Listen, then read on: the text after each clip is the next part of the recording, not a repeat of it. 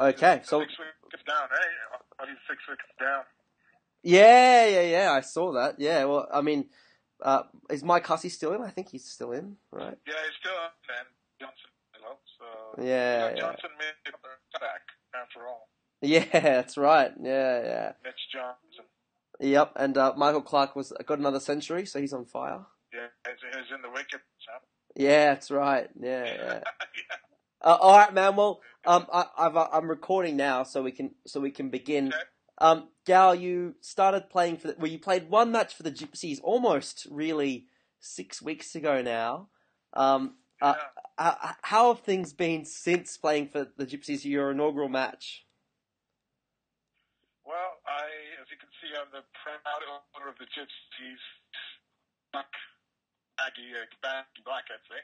So, and this one's been doing some rounds here to a couple of cheap games and all my football games and stuff around here. So I'll be taking that along my travels.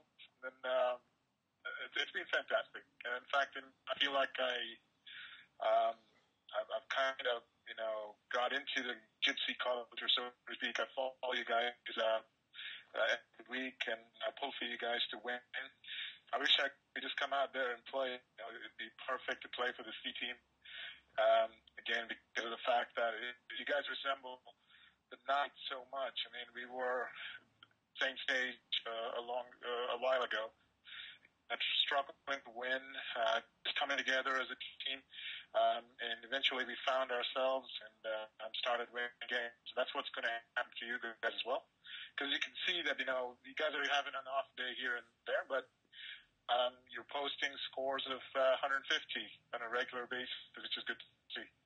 Well, I hope so too. We can get some wins on the board as well. But it's only one match you played, Gal. And you've had such an impact on the team that you're almost referred to in every team talk afterwards. And even to the extent where you are. Well, thank you. I think that's much better. Well, you now you even did a bring it home by proxy the other week. The big question is, Gal, when are you coming back?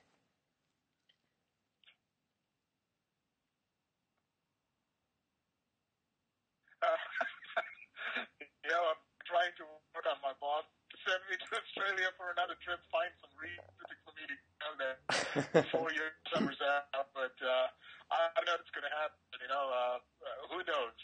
Things might change, and they have me sent over, and hopefully I can play a couple weekends there.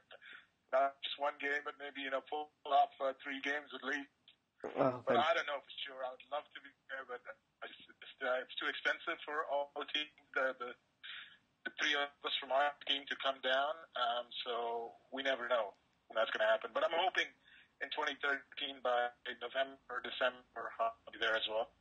Oh, fantastic! So, well, we look forward to your arrival, and clearly the gypsy culture has had an effect on you. It's led to Derek's recent trip to the US, getting a personally memogrammed bat from you, and the possibility of a sister relationship between the Knights and the Gypsies.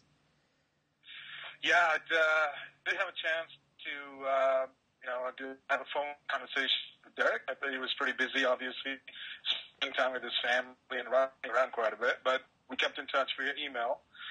I saw that he scored that 39 in a game that you guys won. I think you were not playing that game, unfortunately. That's right. Nice. I think it was 200. The guys pitched 202, which was fantastic. It was a week after I played too. That's right, dude. That's right. Your impact lasted. Back to back. That'd be pretty awesome. But yeah.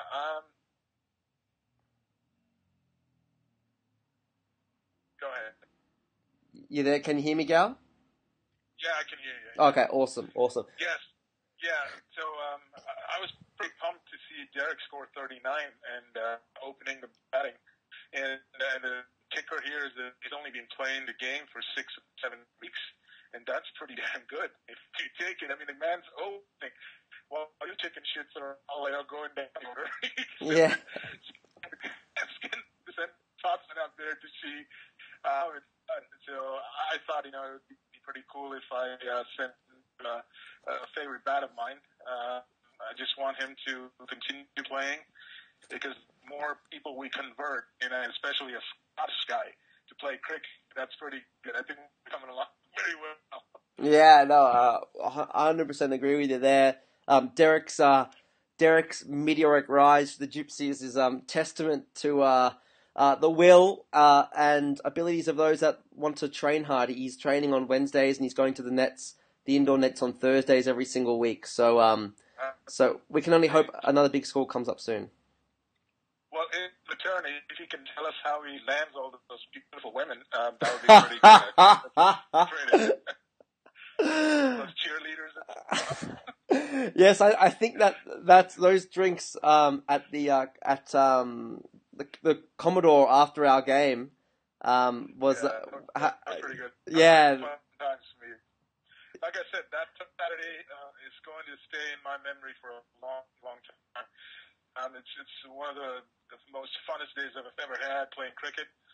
I'm just meeting up with you guys, having a chat to you guys, and making some good new friends. I think that's what we arrive for. And that's as good a game as it was. I wish we could have won it. We came close, but you know what? We had a ton of fun. We put up a good fight, and we had a hell of a time afterward. And that's all you can ask for, isn't it? That's right. But such is your dedication to cricket in the US. You mentioned previously that you travelled up to 4 hours one way to get to a cricket match once. Is that right? Yeah, well, not once. I mean, I used to do that a whole season. In fact, this is obviously Iowa, which is a far cry from California, where I'm from. I used to live in Nevada, which was Reno, Nevada, which is northern Nevada. So I used to travel down to San Francisco, where I played for the United Cricket Club out of Richmond. And that was a 4.5-hour drive to the Sierra Nevada mountains, one of the most beautiful drives you ever make. But the thing was, obviously, 4.5-hour drive, a 45 over cricket match, and it was on a Sunday. So I was working started Monday, so I used to get up at about 2:30 in the morning on Sunday. Oh, jeez. Make the drive down to Reno, which was about 45 minutes from Carson City, where I lived, near Lake Tahoe. You know what Lake Tahoe is, but that's where I used to live there. Pick up a buddy who used to play for the United Cricket Club. We reached San Francisco around about 8:40 or something like that. And we opened up the grounds, put up the tickets, and got everything ready. And I played over a year and a half, 2 years. I played about 2 seasons. I played about 16 games. I batted once and bowled once the whole 16 games. I played for the B team and the A team, and it was an eye opener. But it kind of told me, all the people playing around, all these people, so the coaches I played for would play for India. Abid Ali was an ex-India Test player who was our coach, and the man was as dedicated as you can see, and you can see the pedigree from a Test class player to a club cricketer. But it's all part of what we do this for. We love the game, and it's either you hate it or you love it, and I absolutely love it. So I did that for about 2 years. Well, then moved to Iowa, and then we didn't have anything here, so I wanted to do something like what we had back in California. So it took 5 years to get a team going and get a pitch built. And we finally had our league, about 7 teams across 2 states in 2004, and we're kind of forging ahead. We take it for granted how easy it is to support cricket or like cricket in Australia. I mean, obviously we play it in the weekends. We're no more than 20-minute drive away from the grounds, and on Boxing Day, it's almost a ritual that every family in Australia sits down to watch the Boxing Day Test match, or at least have it on in the background. What other challenges in supporting and loving cricket are there in the US? I mean, people just give you foreign looks when you tell them that you're playing cricket on the weekend? Well, actually, it's getting better in the sense that there's such an influx of expats from cricket-playing countries, all the Commonwealth countries anyway. In San Francisco, it's or if you look at the East and West Coast, it's like an institution there. On the East Coast, more of the Caribbeans, the nations and the immigrants from there. And from the West Coast and Texas, you get a lot of, subcontinental folks. And also they play an Ashes series on the West Coast in San Francisco between the expats of the Aussies and the English expats every 2 years when the Ashes is on. So it's pretty fun. But in the heartland where I'm at now, which is Iowa, the Midwest, it's slowly catching on. Iowa, we didn't have anything before I moved here in '98 July. Up north of us, one state over, which is Minnesota, Minneapolis. There was about an established league, but nothing to write home about. So I used to do another 4.5-hour trek up to the cities to play for a team there. I went to school up in Minnesota, so I had friends who played for these things. But it's catching on, and I live in West Des Moines, which is the suburb of Des Moines, which is a twin city sort of. And it's a very progressive city. We have a rugby club right about half a mile from my house. And it was established in 1973. They have a beautiful pavilion and everything. So it took me a while. It took me about a year of, I don't know how many, maybe about 15 trips to the city council and doing all these presentations. And finally they came around and got us a ground. And unfortunately, it was a retention pond. So there were all the floodwaters during spring. And we are pretty much, our season starts around April, May. So May and better part of June are all washed out. So essentially we have to, go out of town to play for all these home games. But you know what?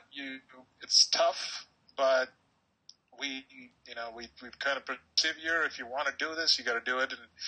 And we're getting a lot of locals to join up. We do free clinics in schools and primary schools and stuff like that. So we're hoping we can reach out to these younger kids. As you can see, soccer is a big thing here. They've got a pretty decent junior leagues, and we want to get cricket there, but we don't have the facilities, and that's always a struggle. So hopefully it'll take another 10 to 15 years at least in the Midwest, to catch on. Well, I mean, we admire your efforts from one cricket-loving nation to hopefully another one. But what's your advice for the Gypsy Cricket Club? Relatively new. They started in 2007, and we were really just a side up until only 2 years ago. What's your advice for the club going forward in terms of team retention, and what can we do to keep the players? Recruit the Derricks and keep them. Yeah, that's always a tough thing, isn't it? But from what I saw, you guys are on the right track. I think Magic is doing a fantastic job. From what I heard, that he was instrumental in getting this thing going. And at least with the C team that I was involved with in that match, I saw all of you guys, have the same passion. I love the fact that you guys do the, bring it home speech. And have those huddles, and that's how you get that spirit up, and that's the thing. I think you guys know what legacy is and what sustaining a product means, and that's where it is. And I saw those 2 or 3 things that you guys do: the spirit during the game, before the game, and after the game, and I think that'll hold you in good stead. And I'm very, very I was very happy to see that, because that's something the Knights used to have, and we kind of, gotten away from it. And I'm not in the day-to-day things anymore. I'm kind of, it's because of my travels and stuff. I don't get involved with the Knights as much as I'd like to. But I lost all of that. We don't have it. It's all about, winning the championship, winning this thing, and we forget the fact that there are a lot of other players who are not up to, the ability of a lot of good players. You still need to make those guys come in, because only 6 good players don't make a team. You need to feel it an 11. You call it an 11, and you don't really get good players to, fill that whole team. So that being said, You have to win as a team, and I think you guys are doing a fabulous job. You have to work on keeping a core players together, and you build around that. There are some people that come and go, but if the core sticks together, like I said, good things happen. And I think if you have that, I see that in the C team. Elmo, and then you got Henry, and you got Mitch, and all those guys. And then you got Richard Hayes, the historian, cricket historian. Yeah. And if hopefully if Marto and Derek stick around, I think it'll be a fantastic good. But you guys have a good combination of youth and experience. But you know what? Youth is what you need to sustain this club, and you always keep that in mind because you need to recruit young blood, and you need to.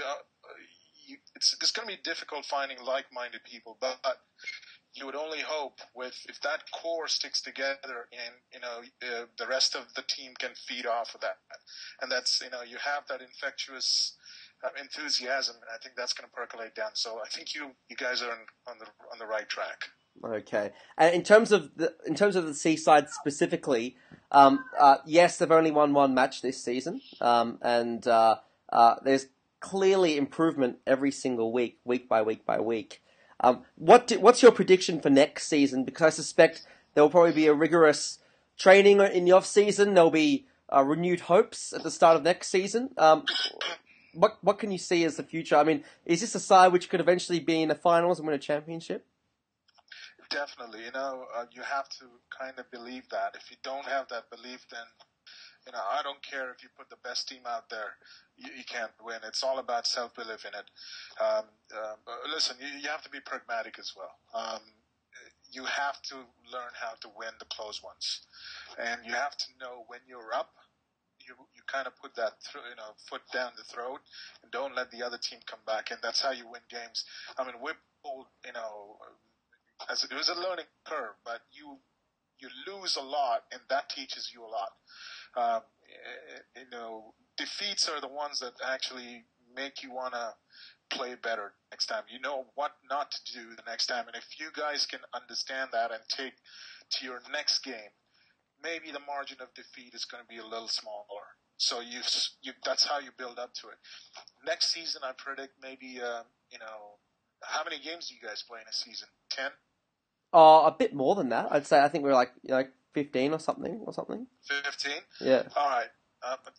If I were to be realistic, if you guys have the same crop coming back next year, I'd say you guys will probably win 5, which is a very good thing. Yep. But if you can break the 500 mark, that's even amazing. But you know what?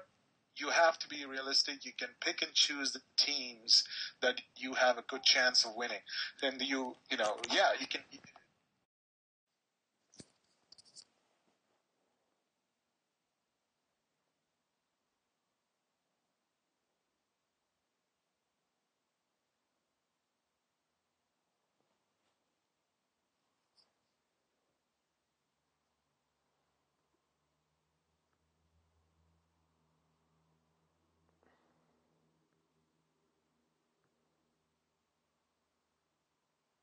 Mm.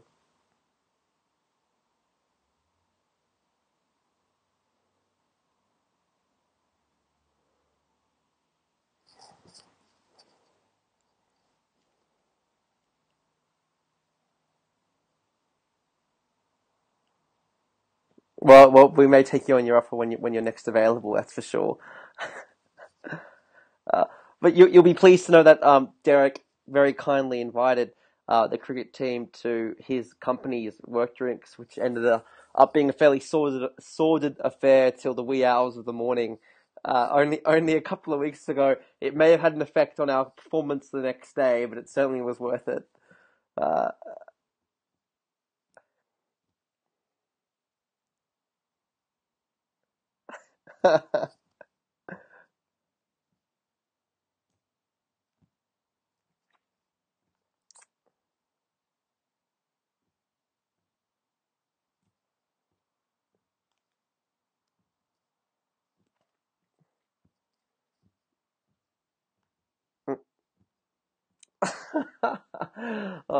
Duly noted. Duly noted. Um, yeah, well, that's right. When we win, absolutely, absolutely. Well, Gal, thank you for agreeing to be interviewed today. Obviously, your contribution, as I said, week by week, is continually acknowledged by the C grade side. Such puns as "in Gal we trust" have been thrown about in the huddle of a Saturday morning or early Saturday afternoon. So it's appreciated, but the big question is, the Gypsies have a vibrant Facebook group, and we're waiting for you to be part of it. And I know you don't like Facebook, but it has to be time to create at least a pseudonym account so you can join in the banter, because we're all on there. Everyone's chatting on there 24 hours a day about the Gypsies and its future. We need you on there.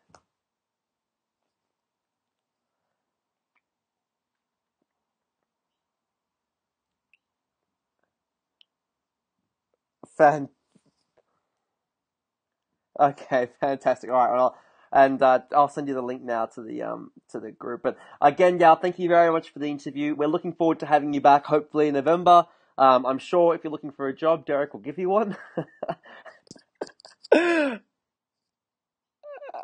Oh, really? Oh, well, he hasn't flagged that with his team captain or indeed Magic, the president. So yeah, exactly.